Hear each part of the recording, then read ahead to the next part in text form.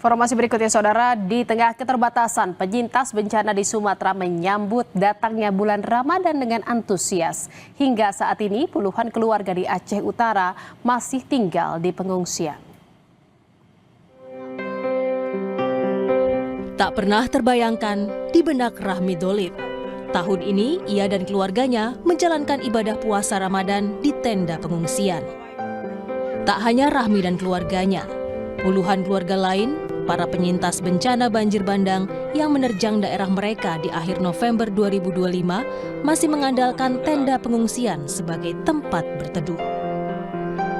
Sudah hampir 3 bulan lamanya, mereka berbagi tenda di tengah suhu siang hari yang panas menyengat dan dinginnya cuaca di malam hari. Rahmi dan para penyintas berharap bisa segera pindah dari tenda ke hunian yang lebih layak.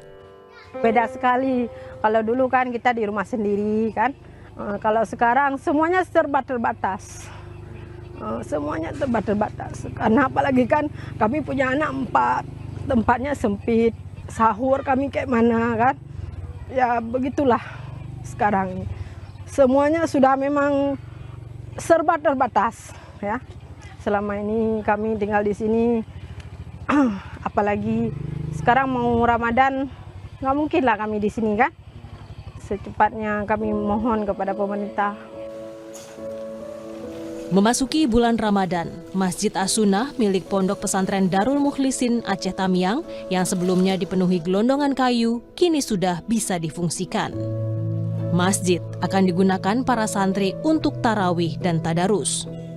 Nah, kita targetnya memang masjid kita akan tetap melaksanakan kegiatan tarawih yang utama itu diisi oleh para santri. Santri kita kurang lebih jumlahnya 200 putra-putri ya.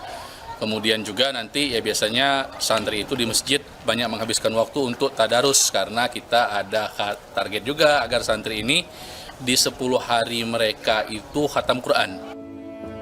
Meskipun berada di area Pondok Pesantren Darul Mukhlisin, Masjid As-Sunnah juga bisa digunakan masyarakat umum. Tim Liputan, Kompas TV.